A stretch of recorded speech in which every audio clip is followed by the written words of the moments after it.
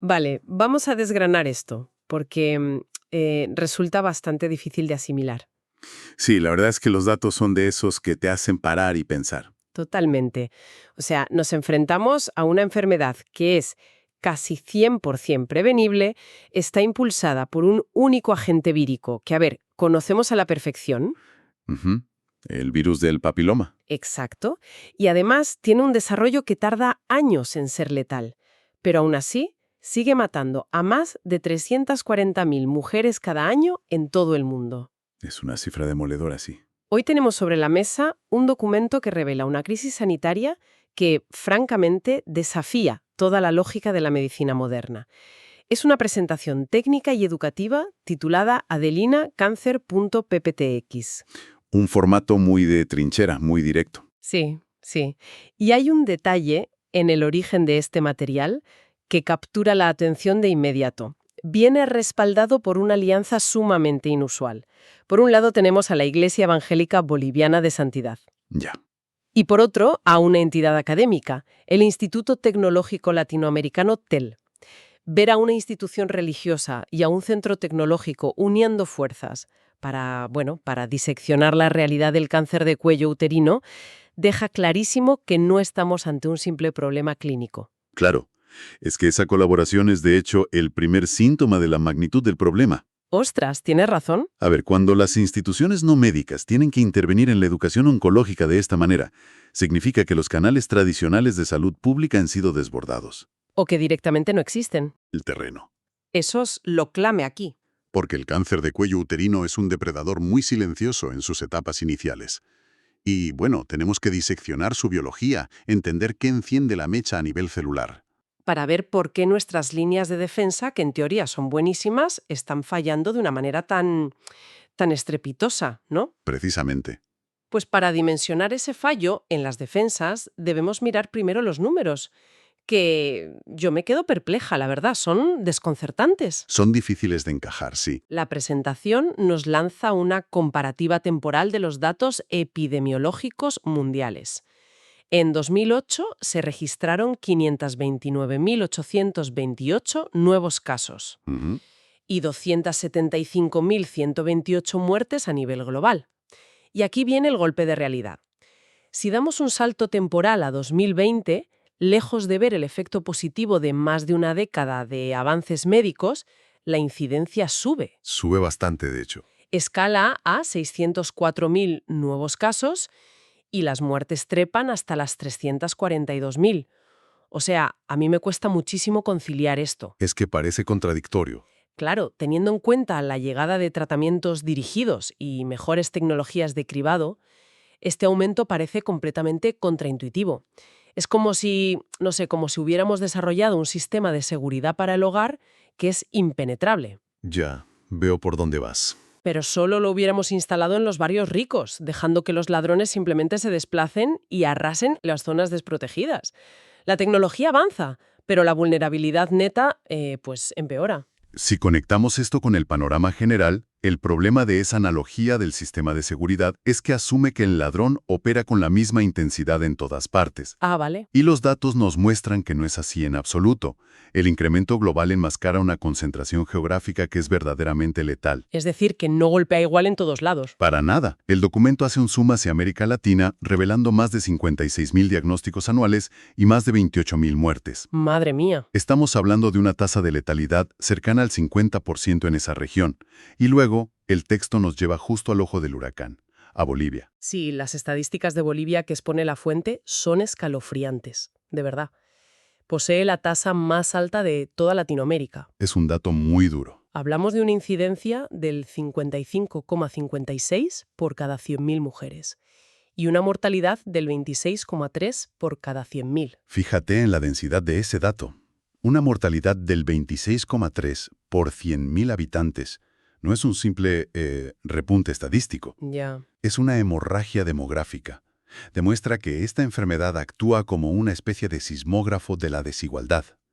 Las herramientas preventivas que damos por sentadas en otros lugares del mundo, allí simplemente no están operando. No llegan, claro. Así que, antes de culpar al virus en sí, tenemos que entender que el aumento de casos entre 2008 y 2020 responde a factores poblacionales, y a una falta crónica de infraestructura preventiva en estas regiones. Regiones que actúan como auténticos focos de la enfermedad.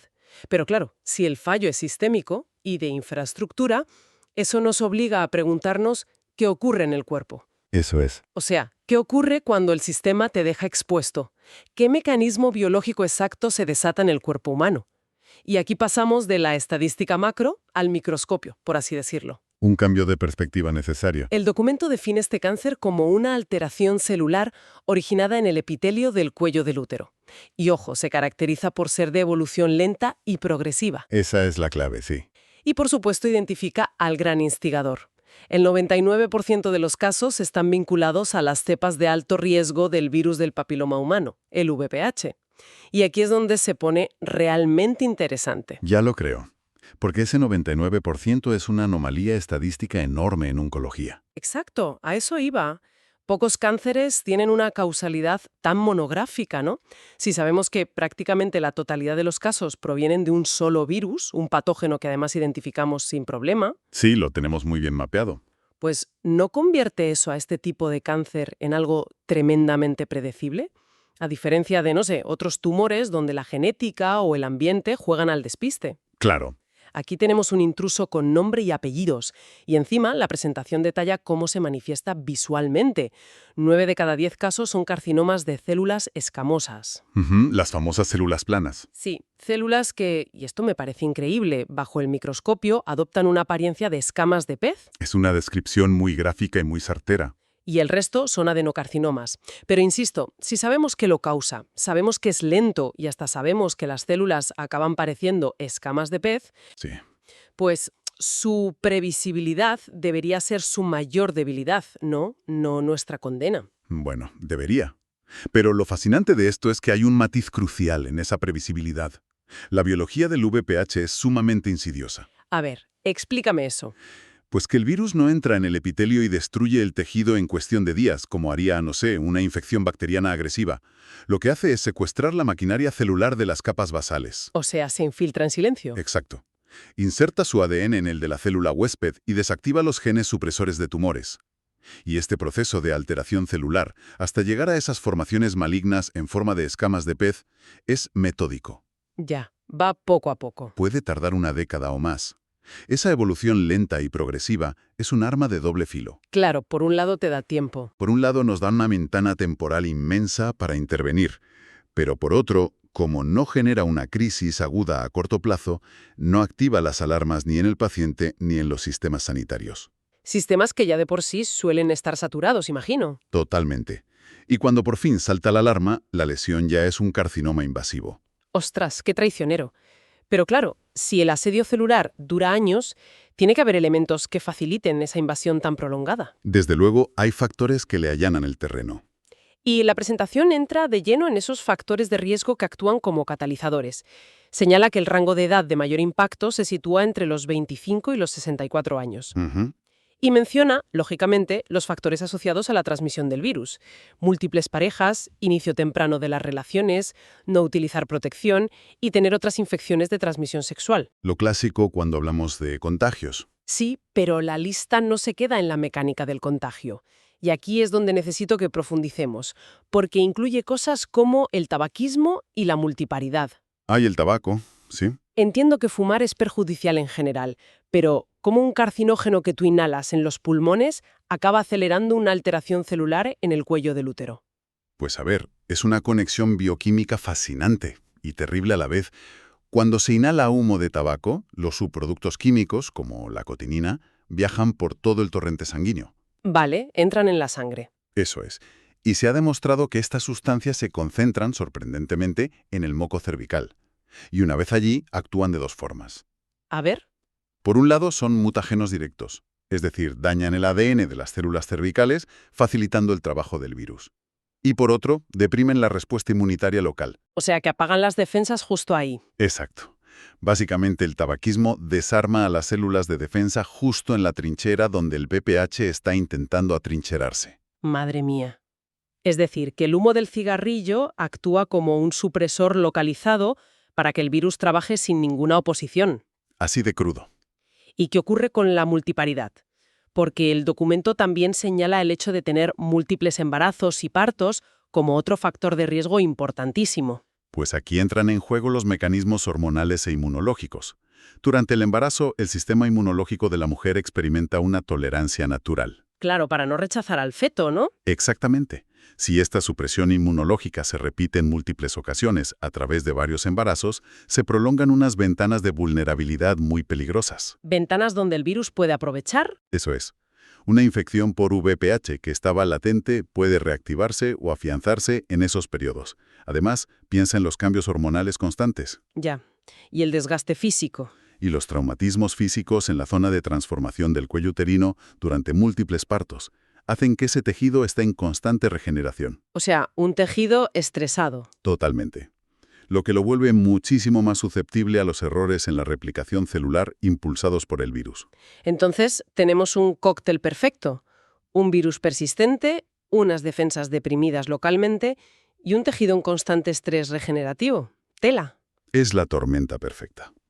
Sabiendo todo esto, la siguiente pieza del rompecabezas son los síntomas.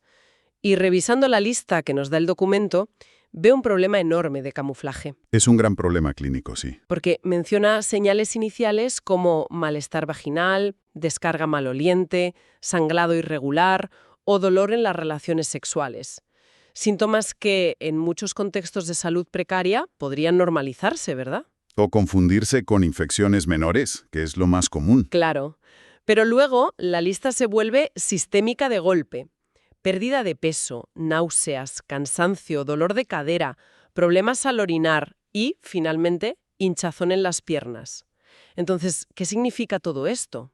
Pues esa transición en la lista de síntomas marca exactamente la frontera entre una enfermedad local y un colapso estructural de todo el cuerpo. Es que es eso, precisamente. Un dolor de cadera o un cansancio crónico son afecciones que cualquiera, tras semanas de trabajo físico intenso, podría atribuir simplemente a la vida misma, ¿no? Estar cansado, claro. Permitimos que el virus siga operando porque nadie asume que, no sé, una pierna hinchada sea la señal de alarma de una alteración en el epitelio cervical. ¿Cómo ocurre ese salto fisiológico? ¿Te refieres de las células a la pierna, no? Sí, ¿cómo pasas de unas células alteradas a una pierna que se te hincha? Pues ocurre por una cuestión de proximidad anatómica y de expansión invasiva. Los primeros síntomas, el sangrado y el malestar, ocurren cuando el tumor de células escamosas comienza a ulcerarse en el propio cuello uterino. Vale, nivel local. Eso es. Pero el cáncer de cuello uterino rara vez hace metástasis distantes de forma rápida. Su naturaleza es crecer invadiendo los tejidos vecinos en la propia cavidad pélvica. O sea, se va expandiendo poco a poco por los lados. Exacto. Cuando el paciente empieza a reportar dolor de cadera o problemas para orinar, significa que la masa tumoral ha crecido lo suficiente como para atrapar los nervios pélvicos. Uf, qué dolor. O comprimir los uréteres, que son los tubos que llevan la orina de los riñones a la vejiga. Y la hinchazón en las piernas, el edema, aparece cuando el tumor bloquea los vasos linfáticos y venosos. ¿Que son los que drenan las piernas? Exactamente. Para cuando estos síntomas sistémicos, que parecen tan comunes, aparecen, el carcinoma ha pasado de ser un problema microscópico a una masa física enorme. Una masa que está literalmente estrangulando los órganos internos. Sí, es una forma muy precisa de verlo. Es una invasión silenciosa que acaba colapsando toda la plomería interna del cuerpo, por así decirlo. Sabiendo cómo opera, cómo se camufla y qué le allana el camino, pues tenemos que girar forzosamente hacia el contraataque. ¿Hacia cómo frenamos esto? Claro, el documento traza una línea de prevención y tratamiento. En la prevención primaria, lista el uso de métodos de barrera, evitar el tabaco, buena alimentación y, por supuesto, la vacuna contra el VPH. La vacuna es un avance tremendo. Sí, pero la verdadera protagonista del texto, la línea de defensa que se interpone entre la prevención y el desastre absoluto, es la prueba para detectar esos cambios prematuros. Que en España la conocemos universalmente como citología, aunque el documento, por venir de Latinoamérica, la denomina prueba del Papanicolau o PAP. Efectivamente, la citología exfoliativa es la piedra angular del cribado. Ojo, su función no es encontrar el cáncer, ¿eh? ¿Ah, no? No, su función es detectar esas células en proceso de adoptar la forma de escamas de pez mucho antes de que adquieran esa capacidad invasiva. Vale, entiendo. Pero aquí es donde encuentro un punto de fricción bastante importante leyendo el documento. detalla unos requisitos sumamente estrictos para realizar esta citología. Sí, no te la puedes hacer en cualquier momento. Hay una ventana de 48 horas de prohibiciones absolutas previas a la prueba. No tener relaciones sexuales, no realizarse duchas vaginales y no aplicar ningún tipo de tratamiento médico. Ni cremas, ni óvulos, nada. Nada de nada. Además de no estar en el periodo menstrual, claro. Analizando esta lista, la analogía que me viene a la cabeza es la de preservar la escena de un crimen. Es una muy buena comparación, fíjate. ¿Verdad? El patólogo necesita que ese microentorno esté totalmente intacto. Si te das una ducha vaginal, pues estás limpiando las posibles huellas de las células precancerosas. Las borras. Claro. Si usas un óvulo o tienes relaciones, estás introduciendo ADN externo o alterando el pH. Vamos, que estás contaminando las pruebas antes de que llegue el investigador. Esto plantea una pregunta importante, pero a nivel técnico, la analogía de la escena del crimen es bioquímicamente exacta. Sí. Sí. Las células de las capas superficiales del cuello del útero se descaman de forma natural.